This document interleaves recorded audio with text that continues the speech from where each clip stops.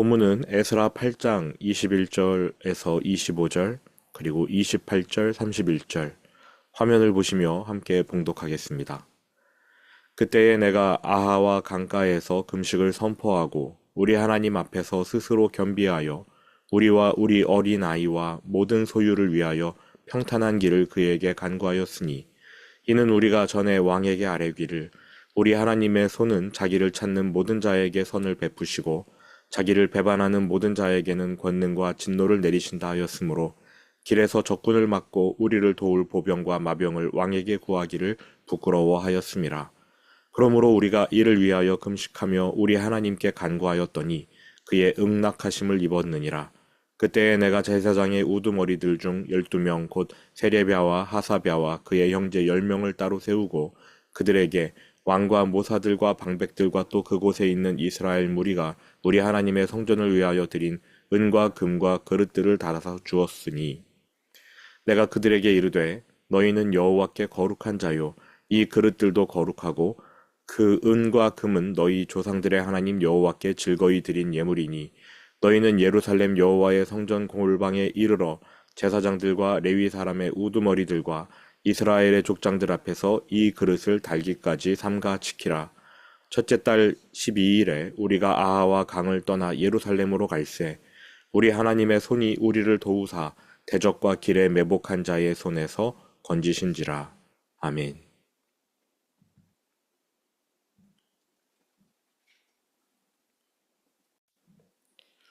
어제는 에스라의 인도를 따라 이스라엘 백성이 바벨론에서 예루살렘으로 나아가는 여정 살펴보았습니다. 특히 레위인들, 12명의 레위인들의 역할을 중심적으로 이 여정을 관찰했는데, 얼핏 우리의 신앙 여정과 닮아 있지 않은가 하는 생각이 들었습니다. 그래서 이 이야기를 좀 더 해보려고 합니다. 이 여정에서 가장 중요한 일을 맡은 사람은 레위인들이었습니다. 8장 24절 25절.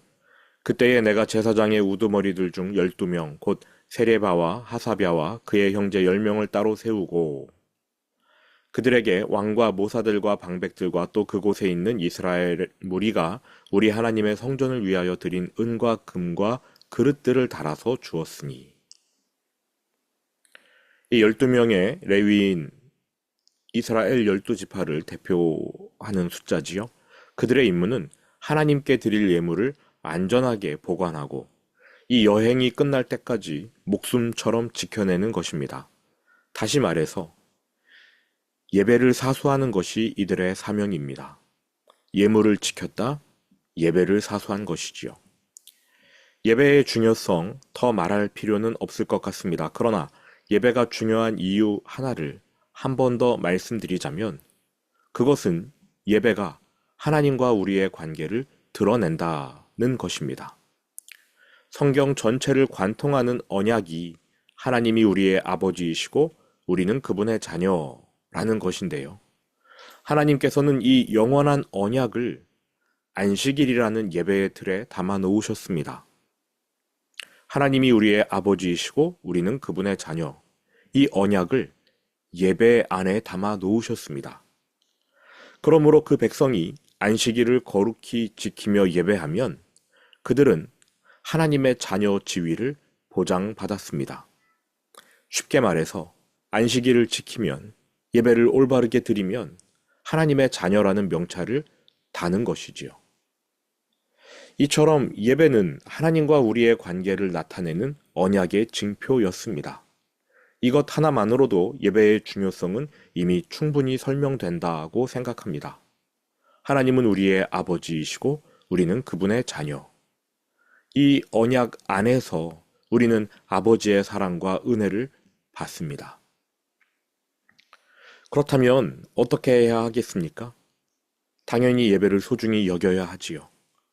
우리의 아버지이신 하나님께서 마음을 다하고 뜻을 다하고 힘을 다하여 내 하나님 여호와를 사랑하라, 이렇게 명령하셨는데, 우리가 하나님을 사랑한다는 것을 구체적으로 어떻게, 무엇으로 표현할 수 있겠습니까?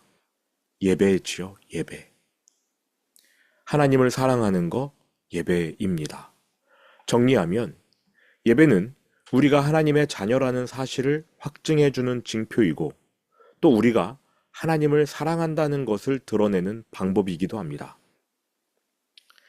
에스라는 그러한 예배를 레위인들에게 맡겼습니다. 레위인들은 예루살렘에 도착할 때까지 자신이 맡은 예물을 생명처럼 여기고 지켜내야 합니다. 이 예루살렘까지의 여정이 우리의 신앙생활과 닮아 있습니다. 레위인들의 사명이 예물을 잘 운반하여 예배를 사수하는 것이었다면 신앙생활하면서 우리가 감당해야 할 사명 역시 예배를 사수하는 것입니다. 예루살렘까지 내려가는 길에는 강도와 도적대가 출몰했습니다. 만일 여러분이 강도라면 그 긴 행렬 중에 누구를 치시겠습니까? 일단 여행객의 행렬을 헤집어 혼비백산시켜 놓은 후에 비싼 물건을 훔쳐 달아나는 게 가장 효과적이겠지요. 그러니까 무작위로 아무나 건드리면 안 됩니다. 강도라면 가장 비싼 물건을 운반하는 레위인을 주요 타겟으로 삼아야 합니다. 빠른 시간 안에 훔치고 달아나는. 그러니까 이 여행에서 누가 가장 위험한가 생각하면요. 단연코 레위인들, 예배를 사수하는 사람들입니다. 우리의 신앙 여정도 마찬가지 아니겠습니까?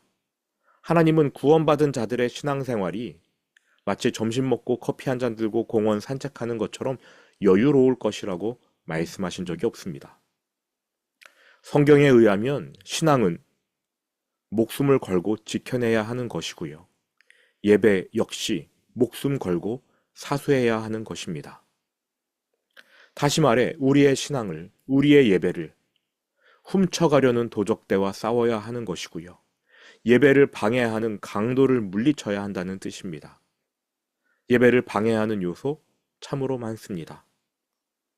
작은 요소로는 우리의 나태함과 게으름이 있겠고요. 큰 요소로는 탐심에서 기인한 윤리적인 타락, 그리고 인생 곳곳에 숨어 있어서 우리를 놀래키는 여러 가지 고난, 환난 등. 하나님은 우리가 싸우길 원하십니다. 예배를 지켜내기 원하십니다. 마귀를 대적하여 유혹을 물리치고 내 자아를 십자가에 못 박는 영적인 전쟁 가운데에서 온전한 예배를 지켜내기를 원하십니다. 우리는 공원 벤치에 앉아서 신앙생활하기를 원하지만 하나님은 우리를 전쟁터로 내보내십니다. 에스라는 아닥사스다 왕 앞에서 하나님에 대한 믿음을 고백하며 스스로 전쟁터에 나갔습니다. 호위군 필요 없습니다. 우리를 호위해 줄 군대 파견해 주지 마십시오. 스스로 믿음의 전쟁터에 나간 거 아닙니까? 22절 우리가 전에 왕에게 아뢰기를 우리 하나님의 손은 자기를 찾는 모든 자에게 선을 베푸시고 자기를 배반하는 모든 자에게는 권능과 진노를 내리신다 하였으므로 길에서 적군을 막고 우리를 도울 보병과 마병을 왕에게 구하기를 부끄러워하였음이라. 하나님 외에 다른 이에게는 도움을 구하지 않겠다는 선언입니다. 오직 하나님께만 무릎 꿇는 신앙. 하나님을 믿는 믿음으로 지켜낼 것 지켜내고 물리쳐낼 것 물리치겠다는 전쟁 선언이지요. 에스라는 이처럼 예루살렘까지 나아가는 여정이 믿음의 전쟁이라는 것을 잘 알았습니다. 그래서 이 싸움판에 온 백성을 참여시킵니다. 함께 믿음을 붙잡고 싸우자는 것이지요. 21절 그때에 내가 아와 강가에서 금식을 선포하고 우리 하나님 앞에서 스스로 겸비하여 우리와 우리 어린아이와 모든 소유를 위하여 평탄한 길을 그에게 간구하였으니 백성에게 금식을 선포합니다. 함께 싸우자. 싸움의 대상은 두려움이지요. 염려지요. 예루살렘까지 가는 길에 출몰할 강도와 도적대들. 그들이 노리고 있는 예배를 지켜내는 싸움. 온 백성이 금식을 선포합니다. 하나님께만 우리의 안전을 맡겨드리자. 하나님 보호해 주십시오. 이후에 에스라는 예배를 사수해야 할 레위인들에게 집중합니다. 누구보다 큰 위험에 처하게 될 사람들이니까요. 그들에게 자신과 동일한 믿음을 가지라고 요청합니다. 28절. 내가 그들에게 이르되, 레위인들에게 이르되, 너희는 여호와께 거룩한 자요. 여호와께 거룩한 자요. 거룩하다는 말의 뜻은 따로 떼어 놓았다는 뜻입니다. 하나님을 위해서 따로 떼어 놓은 인생, 하나님을 위해 거룩히 구별한 인생, 그것이 거룩한 존재입니다. 레위인들 스스로가 이러한 확신이 없다면 그 긴 여정에서 어떻게 예배를 사수할 수 있겠습니까? 나는 하나님을 위해 구별된 존재이다. 이 확신이 없다면 도적이 오는 순간 예물을 버려두고 도망칠 것입니다. 반면에 이 확신이 있으면 하나님이 지켜주실 것을 믿고 혹여 목숨을 잃는 한이 있더라도 그 예물을, 그 예배를 사수할 것입니다. 우리의 신앙 여정도 마찬가지 아니겠습니까? 내가 하나님의 영광을 위해 따로 떼어놓은 존재라는 이러한 자아상이 없다면, 내가 하나님을 위해 거룩히 구별된 인생이라는 자각이 없다면, 도적이 나타나는 순간, 인생의 고난이 닥치는 순간, 너무나 쉽게 복음을 버리고 예배를 등지고 신앙의 길을 이탈하지 않겠습니까? 재정 문제, 건강 문제, 가족 문제, 대인관계, 직장 사업장에서의 문제 등 우리가 하나님께 토라지고 삐치고 원망할 이유가 참으로 많아요. 예배를 방해하고 복음의 능력을 빼앗아가는 도적대는 수없이 많습니다. 오늘 만났던 강도를 내일 또다시 만날 겁니다. 그런데 이 모든 위험을 상회하는 한 가지 사실 때문에 우리는 예배를 지켜낼 수 있습니다. 하나님이 나의 아버지이시다. 나는 하나님의 영광을 위해 따로 떼어놓은 인생이다. 우리가 바로 그 예배를 사수하는 레위인이에요.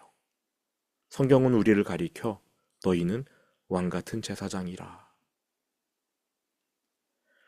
예루살렘 성전에 도착해서 어깨에 맨 짐을 다 내려놓기까지, 이 땅에서 우리의 사명을 완수하고 아버지의 품에 안길 때까지 우리는 복음을 지켜내고 예배를 사수하고 신앙을 이어가야 합니다.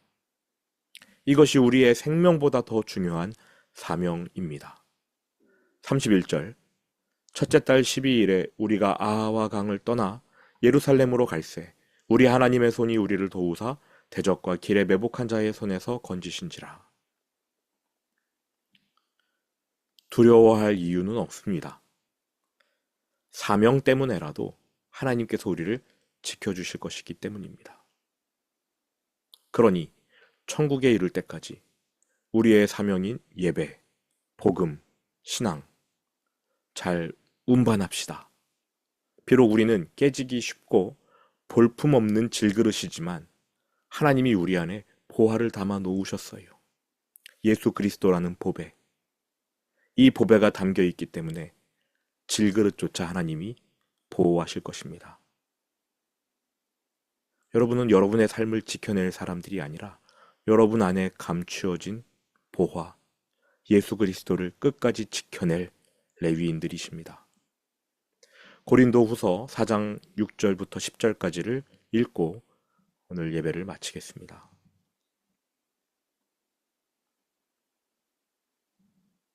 고린도후서 4장 6절에서 10절 말씀 함께 봉독하겠습니다. 어두운 데에 빛이 빛이라 말씀하셨던 그 하나님께서 예수 그리스도의 얼굴에 있는 하나님의 영광을 아는 빛을 우리 마음에 비추셨느니라. 우리가 이 보배를 질그릇에 가졌으니 이는 심히 큰 능력은 하나님께 있고 우리에게 있지 아니함을 알게 하려 함이라. 우리가 사방으로 우겨쌈을 당하여도 쌓이지 아니하며 답답한 일을 당하여도 낙심하지 아니하며 박해를 받아도 버림받지 아니하며 거꾸로 뜨림을 당하여도 망하지 아니하고 우리가 항상 예수의 죽음을 몸에 짊어짐은 예수의 생명이 또한 우리 몸에 나타나게 하려 함이라. 아멘. 주기도문으로 예배를 마치겠습니다. 하늘에 계신 우리 아버지, 아버지의 이름을 거룩하게 하시며 아버지의 나라가 오게 하시며 아버지의 뜻이 하늘에서와 같이 땅에서도 이루어지게 하소서. 오늘 우리에게 일용할 양식을 주시고 우리가 우리에게 잘못한 사람을 용서하여 준 것 같이 우리 죄를 용서하여 주시고 우리를 시험에 빠지지 않게 하시고 악에서 구하소서. 나라와 권능과 영광이 영원히 아버지의 것입니다. 아멘.